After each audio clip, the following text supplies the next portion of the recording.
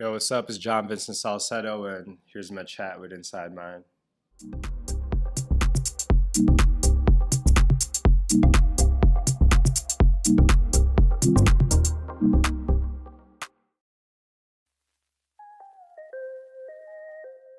I mean, growing up in the Philippines is growing up in a third world country.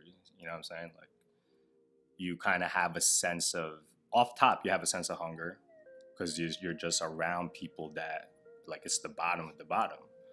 You know, like it's super classes. It's broken down by like how your family is money wise. So you're there. Like I didn't own a pair of sneakers till I got to this country. You feel me? Like I wore slippers for like the first parts of my life. It's kind of wild actually. You think about it like that. So that off top, you like it's defined in you. You're kind of just always you have a hunger.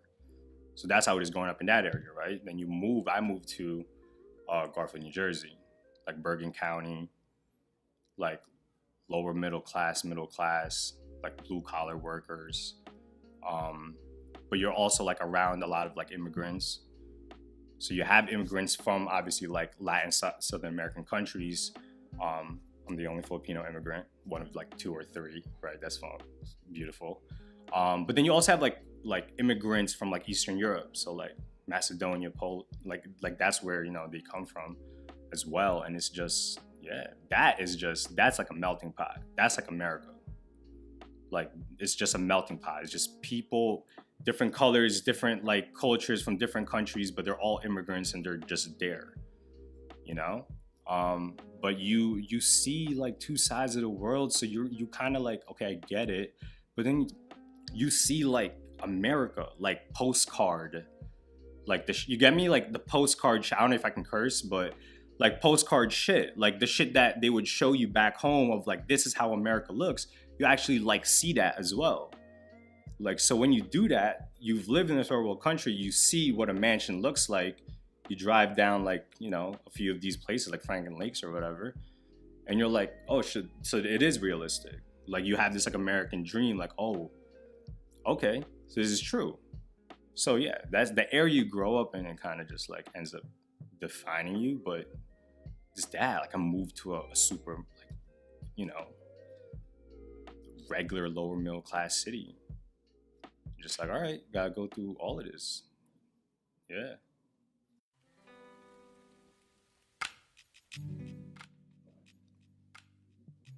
I mean, it's like you need to make money, so you learn how to like screen print. You don't like anything else, so you're like, okay, sure, I'll just try to make my own because a lot of it is this. You realize, right, from the get that creating a piece of clothing, like there's like a sample, is probably cheaper than buying something that's like high end. So you put that. I don't really have the money to buy Gucci, so I'll make my own. Like you can't really judge it from like did you buy something cheap or buy something? I'm wearing myself. I'm wearing something that I made. It started as that. It started just like making clothes for ourselves, thrifting, and redesigning it so that it's just our aesthetic and just us. Into like actually learning how to make that product, and then people commenting, people showing you feedback, giving you feedback. Yo, that's good, that's fire, that's not good. And then you're starting to build a community of people that like love the clothing you make and fuck with you. And you're like, okay, like you learn how to sell it. It started as just like I'm just trying to make clothes for myself, just clothes for myself, and go about my day. And then people kind of just like gravitated. No, at all. Everything I learned is like from YouTube. You feel me? Like that's just the reality. That's dead ass. Like just from YouTube. You start putting pieces together. You read a lot. Like I did like regular stuff. Like I would watch. When I say YouTube too, people are like, "Oh, it's like a nice vlogger." That no. I'm talking about like an actual like manual breakdown of like how does a pattern work. That's how a pattern works. And you start figuring it out that way. But I've been doing this for a minute. So I'm still learning. Like it's slower than everyone else because I don't have that formal education or that formal proper education either under a school or under a mentor or some sort of group of people that would teach you how to like maneuver in the fashion world. We're just going about it what we think is right and wrong, and if it takes longer, it takes longer. But it's just, yeah, that's really it. Like I meet a lot of people that are like, yeah, I just learned that from YouTube. Like graphic designers that would just be like, oh yeah, like I ain't go to college for this. Like I was just like on YouTube, just tutorials on YouTube to teach you how to do stuff. If you just wanted to take your time instead of like watching 25 minutes of like this, you're watching 25 minutes of that. You're like picking up a skill, and it's like half an hour, but it's like, man. Um. I mean, the fact that we're still like learning and figuring out ourselves, like I think 10 years later is 11 years later, it kind of shows how long we're still kind of in the figuring out process, right? But the idea of it has always been like created. Like the brand had iterations. Like it used to be called Ashes and Company. Like that was like the first kind of name of it. Ashes being like there was a, you know, like just with weed, and when you ash it, started like that. You're like 17, man. Like, come on. Like you're 17, 18 years old, you know, like 16 when you start first, like kind of like doing like heat presses and stuff like that. You know what the hell, you're just kind of doing it. You're just doing it. And then when you get to 17, 18, you kind of start becoming a bit more, I think, well-rounded. You have a full understanding a little bit of what your taste is, and you start picking up very specific things about lifestyle and culture and just day-to-day, you know, outlook on what's considered good design that kind of forms. And that was what turned it into Arevalo. Like we just all of a sudden like fell into understanding like breaking the clothing and how it's actually like patterned together and created. And when you like tear it apart, like that panel of that shirt is insane. I've never seen something like that. Small things like that you just kind of start picking up, and it just became like an obsession to like learn it and get better at it and learn it and get better at it. And it became like a process of just like creating it and putting it out, creating it and putting it out. Like if people bite, they buy it, they do, they don't. But it's like we just like fell in love with the process of actually creating something. So boom, make it, put it out. It just like sticks. You're like, all right, I like that feeling. I like, you know, coming something from like zero to a real product. There's a, yo, it's like a high, right? No. It's for real. It is like there's like you get a pet to your step. You kind of like, your shoulders perk up more because it's like you put so much time and effort and love into it, and you're like holding it or listening to it depending on if it's music or fashion, but you're so proud of it, and you just want to like, I want that feeling again. I want to do that again. So you go back to the drawing board, you start starting fresh, boom, and roll, boom, you keep rolling. But yeah, the aesthetic, the full on thing that developed over years of us as we developed as humans, the people in our team. That kind of just how it's shaped. We all hang out together, we get dinner, like we're also just like a close collective of friends and people, so everything starts kind of becoming a thing. Like everything's all black. Like, okay, everything's all black then. So the two people, like to keep it a buck on camera, two people, SQ, Good Habit, is our photographer, but he helps in creative design as well. Kimberly and who's like a co-founder, but is the main designer. Like they just one day, you started seeing it more and more. You're like 4 days of the week, you're in all black, right? So that's how we kind of started at first. But since Kimberly Ann's the designer, she's like creating stuff like, oh, like it's black, is landing on me to actually cat it out and put it together, and like, and you start kind of, you're like, okay, black, everything is black. And then something clicked in like 2014 where I was like, oh, I'm leaning the fuck into this. I wasn't playing anymore. I leaned into it. So I just never wore color again. At all. Like just at all. Like in compared to, I would even like just me talking shit to everyone else in my team. Like even in our circle, like it became an overkill. Like I really just have never worn color because I'm like, if we're gonna lean into this, we're gonna go all the way to fucking everything is black. And you look for ways to justify, but you do realize a lot of things, like a lot of things you pick up. Like I don't use any type of like creative decision making in the morning putting my outfits together.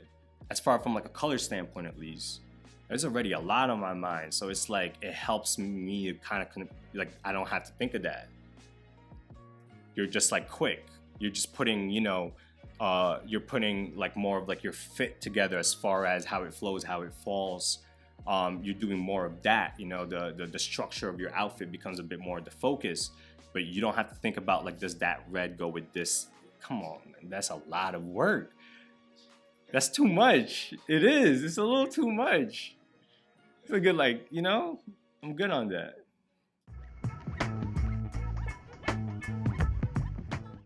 I mean, I love it. It's like, that's like an easy answer though, right? It's like, oh, I love that shit. Of course. Like, it's great to see people like that wear, because, you know, something was good enough for them to go, I'm putting this around my body today. Like, I mean, that in itself is, if that feels good, right? But I do think that, to me, it just says a lot about, I think, how thankful I am for the people I have around me that is more than willing to go to bat and go, yo, fuck with this brand. Like, they might be on the come up, they might still be just making its way up, but like, go fuck with this brand. Like, and that's cool. I love that part about it. So when you name all those amazing people, that's like, those are like, some of them are actual like relationships from us, but some of them are like kind of like an ABC relationship, whereas like we knew someone that knew them. So like, shout out to that person. You get what I'm saying? Like, for real, like, shout out for me knowing that specific person, that they were able to go, yo, like, try this brand out. I can't. I mean, I don't know if it doesn't make sense for me, because it literally like, it affects my, like financially, I can't go random. You get me? Like, I don't have enough. That's not how I move on like a business level. I gotta be very smart and strategic with who I'm giving my stuff to, because I just can't be giving free product away. It still costs bread to make it.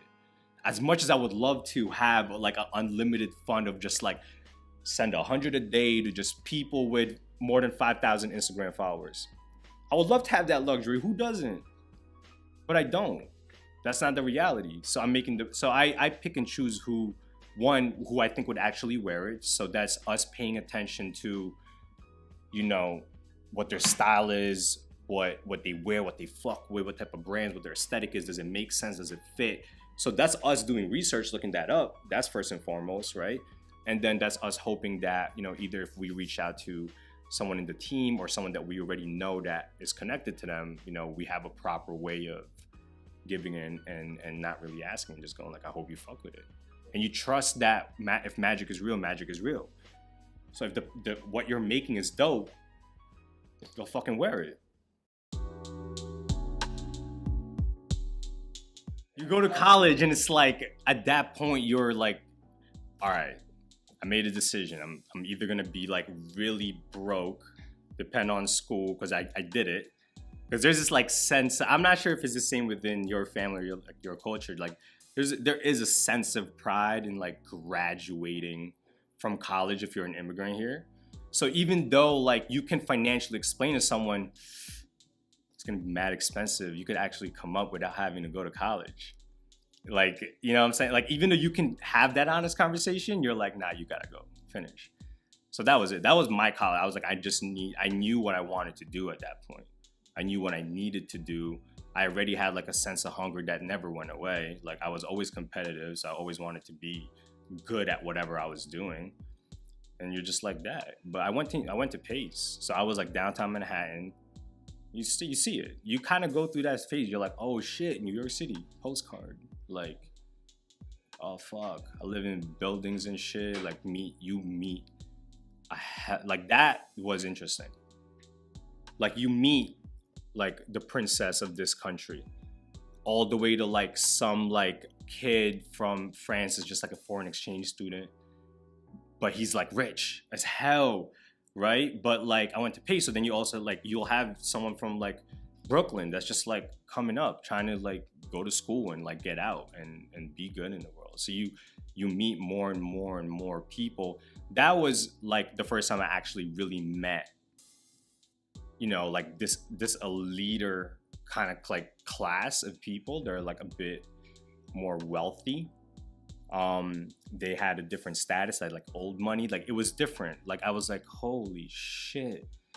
Like that's wild. Like that's not regular for you to meet that, but college did that. Like I met those. I met the people of like really successful immigrants from like the 70s, 80s, and now their kids are getting to live their dreams out. And I'm like, this is it. Yeah. The college, then from there it was just jumped around. Oh man, it's like, it's great for you. One, I hope you know like Photoshop, Illustrator. So if you don't, like go to YouTube and just go learn that now. For real, go learn that now. And then just start making stuff. Like go on Google. You can search like whatever, screen printing places near me. Literally is a thing. You can go on Google. And then go call them and be like, hey, I'm trying to get 20 shirts made. How do I do that?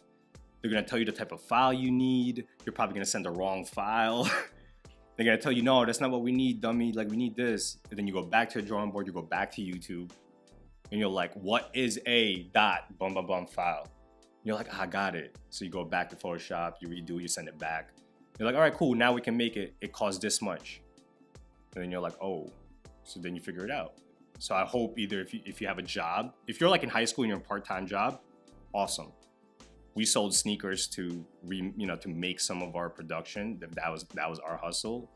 Go do that too. Whatever it is, but you that's gonna be your next step. Someone's gonna hit you with, sorry, it's $500 to make 20 shirts. We have a minimum of 20 though, so you actually need to spend $500. Start figuring it out. If you're fortunate enough where your like family gives you like lunch money, that's a good one.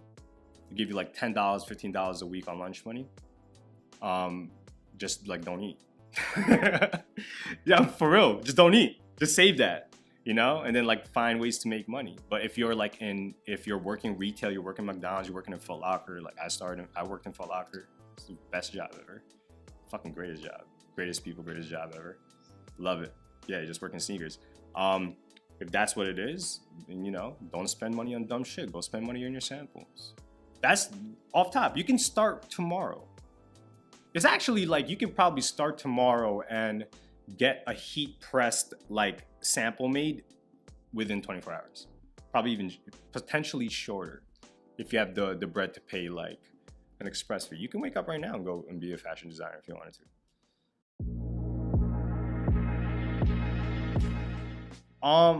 I mean, I think it's easier now because it's just like the internet is bigger, so there's more ways to learn how to do things and pick up on it.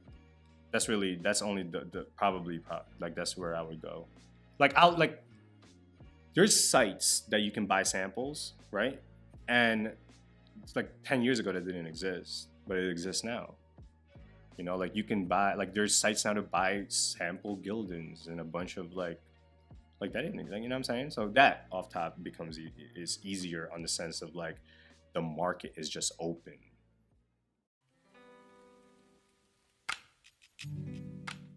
I mean financially off top.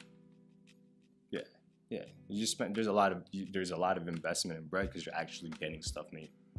That's a downside because money is like a big deal in anyone's life. So you're investing, you know, money that you could be spending on your family, money that you could be spending on this, on that, on dinners and yachts and all that shit. You're putting it into this, and it might be the fucked up sample, and you're like, fuck, I spent bread on that. I gotta redo it again. That's the downside, but it's like there's no downside when you really actually fuck with what you do. That's like that's a trick question, by the way.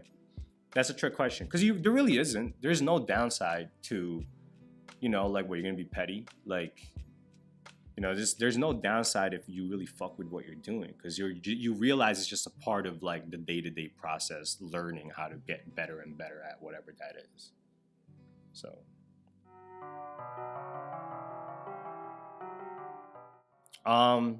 once again, I think that's like, from the creative standpoint, the creative community standpoint, like, I've been wanting to work with my homie at Foot Locker for a minute now. We've been trying to figure out a way to collab and like do work, and we finally able to pull it through. So from a personal relationship standpoint, I love that, because we've been trying to do that type of work together. In general, I mean, anytime you work with a company that has 800 stores everywhere, and it's probably top 2, top 3 sneaker retailer stores, I mean, it always feels good. I'll go into that much. Like, it always feels good to kind of do that, because there was a sense of energy that felt right. Like, they came to us because they needed something that was all black and monotone and minimalistic, but yet like it's layered enough for you to go, oh, there's like a sense of structure and thought behind this piece of clothing. Like, they came to us because they wanted something that they felt fit with a product that they're selling. So that's cool. So it's like, we know that we're on your mood board, and that's good to know.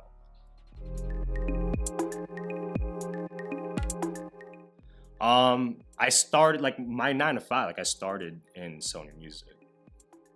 Like, that was like, I went through working with artists. I don't know if we spoke about it on camera, but I went from working with artists on an independent level to me working with artists that were independent, that signed with labels, and me going, oh, there's a label. What's a label? You go into a label, you start realizing, oh, I can do that job, I can do that job, I can do that. How do I get into it? I've been at Sony now for 5 years. Sony Music, Columbia Records is under Sony Music, so that we're like super clear on that. So that I've been within the Sony Music umbrella since 2014, and just kind of like moved around, and then I started in Columbia Records, like about 6 months now, counting it. Yeah, I work on management teams and manage Coyle Ray, Alexander Mack. I work with a lot of artists that just like help them in any way possible that I think I can, but 2 actively, 3 actively, because Titus is always going to be in there. But yeah, Titus, Alexander Mack, Coyle is cool. It's passion work. It's like, it's something that I would do. Knock on wood. I would do without getting paid. I would do without making a percentage. I would do without. I just like, I love that. I love being apart from, with an artist and seeing how, they develop, and being as much of a help as possible and as much of a guidance as possible to help them move into their career. That's like, that to me is like, that's what I'm like, that's a passion at that point, So that's just day to day. It's hard as fuck. Like, every manager will say that though. Everyone who works with an artist will say it's super hard. It's very, very hard. There's a lot that comes with it. But you do it because you love it, and that's the thing. Like, I love all of them personally. They're family to me. I want to see them succeed in whatever they were doing. If they weren't doing music, I would like to still see you succeed because you're family. But you happen to be doing music, so I want to see you succeed. So might as well like do everything I can to also help you do that. However that is, whatever that is. If I feel like I'm capable and I can help you out, move on to the next step, I'll do it.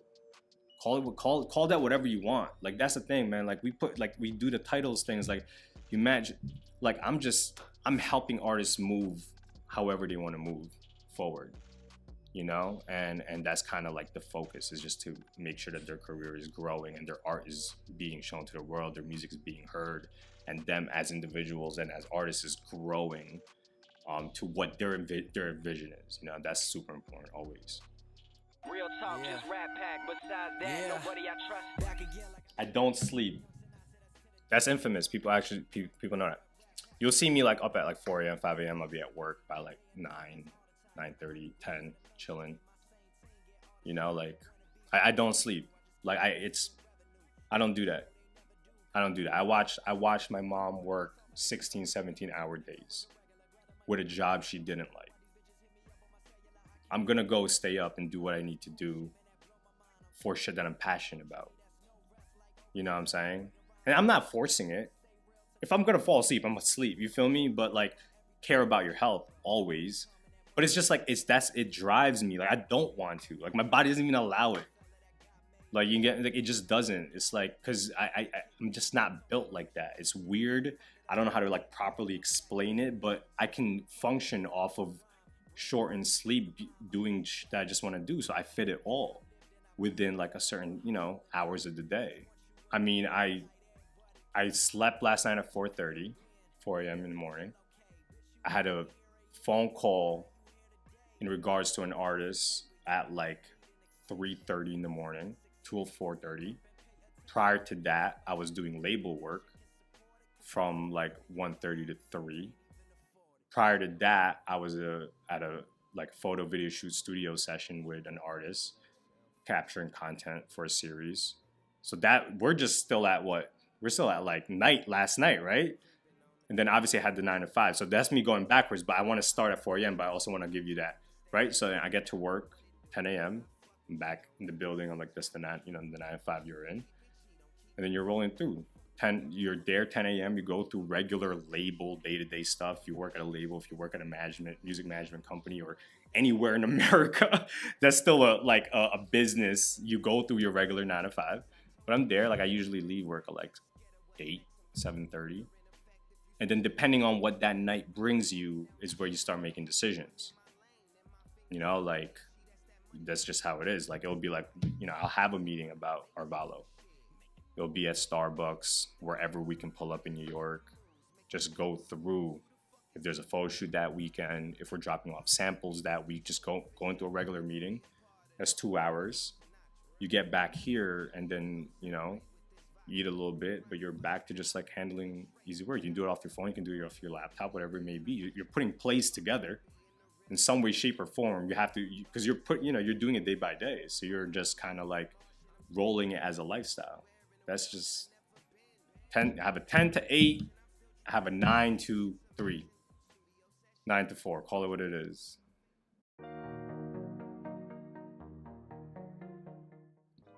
That's hilarious. Yo, that's funny as hell. I think there is a hype behind very shallow work. I think in between both fashion and music, there is this quick grab feeling. That's what the hype. There's a quick grab feeling. Like, you're just gonna throw something on a t-shirt and then go sell it, and you'll make a lot, which is fine. Go make your hustle, but then it's like there is no follow-up. The same in music. People are just putting out like a quick, like just chasing, boom, and then there is no story to keep you going for like the next 15 years as you're supposed to as a musician. Same as a fashion designer. You'll come and go because you're just like, you didn't really think of the brand. You really didn't think of like the story and the layer and what it's about and the definition of it. You just put something out just to get something out because you're chasing for this like feeling online. Put it out and then you don't have anything to follow it up. That's like the biggest. If you really take a look and sit and look around what's happening, there's very few designers that are like really putting thought into everything. Where this fabric is from, what the cut is, why is that the cut, what the whole full-on lifestyle and brand is, and the story of that brand and how it fits with the the colorways that you're picking and choosing. Same, as far as music goes, of like thinking of an artist. It's like, what am I about? What do I stand for? What does my music stand for? Who am I speaking to? How are the people that I'm speaking to actually interpreting the music that I'm making? Like, this isn't things that are being thought out. The people are just kind of throwing it out there. And then it's like, you kind of come and go.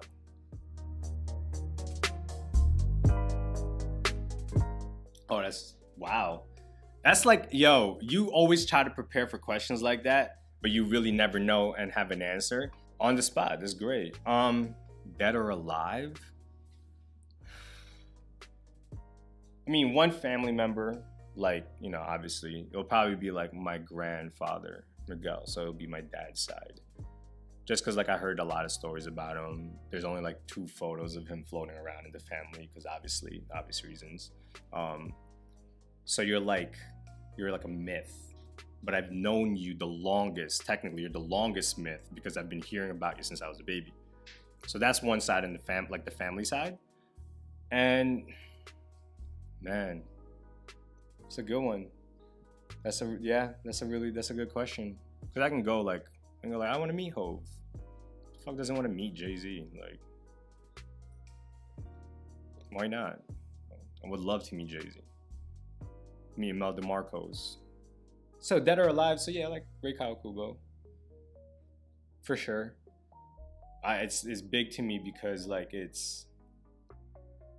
she's iconic. There's like a one. She really never was a fashion designer. Like she didn't go to school for it. Someone can fact check me on that, by the way, and like tell me I'm wrong. But I'm pretty sure she wasn't she didn't go to school properly to be a designer. She like kind of fell into it and fell in love with it. But because of that, there's like this unorthodox, and like that's not how it's supposed to be done. But no one's telling you that because you didn't really go somewhere institutionalized that's telling you what right or wrong is. So you're coming up with these things that are like not really technically sound, quote unquote, but it's like they're just like created. And it's like there's a sense of like individualism in there that's different from everyone else. I'm still figuring that out.